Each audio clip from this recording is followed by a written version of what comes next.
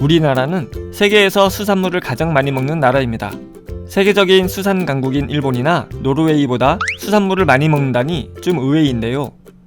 사실 우리나라가 수산물 소비 1위 국가가 된 것은 생선을 많이 먹어서 그런 것이 아니라 바로 이것을 많이 먹어서 그런 것입니다. 이것이 뭘까요?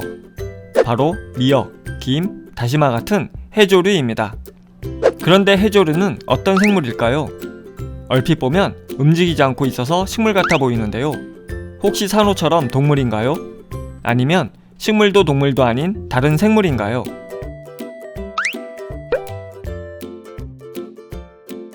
해조류의 구조를 보면 이렇게 뿌리와 줄기, 잎 같은 부분이 있어서 겉으로 보기엔 식물로 보입니다. 게다가 광합성까지 하니 영락없이 바다에 사는 식물처럼 느껴지죠. 하지만 좀 더 살펴보면 뿌리라고 생각했던 것은 그저 돌에 붙어있기 위한 갈고리 역할만 하고 줄기와 잎도 명확하지 않습니다. 육지식물은 뿌리에서 물과 양분을 얻고 줄기로 영양분을 순환하고 잎에서 광합성을 합니다.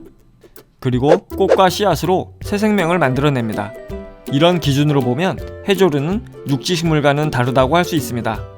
하지만 광합성을 하는 넓은 의미의 식물에는 해조류의 일부가 들어갈 수 있다고 합니다. 그럼 해조류는 무엇일까요?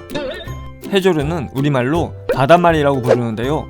바다에 살면서 빛을 이용해 영양분을 만드는 광합성을 하는 조류의 한 일원입니다.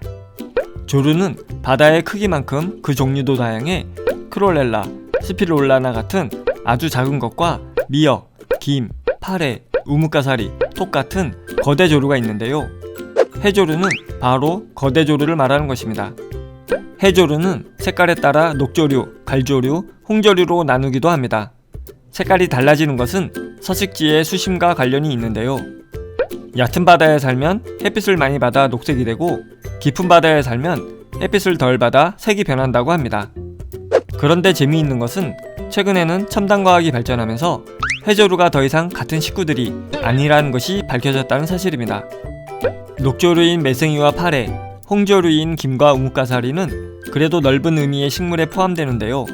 갈조류인 다시마와 미역은 아예 식물에 포함되지 않는다고 하네요. 이런 원인은 비슷한 환경에서 서로 다른 생물들이 살다 보니 같은 모양으로 진화한 것으로 볼 수 있습니다.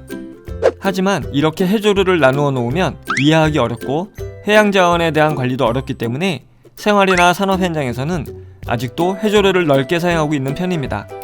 정리하면 미역, 김, 다시마 등은 해조류라고 부르며 광합성을 하지만 육지식물과는 다른 생물입니다.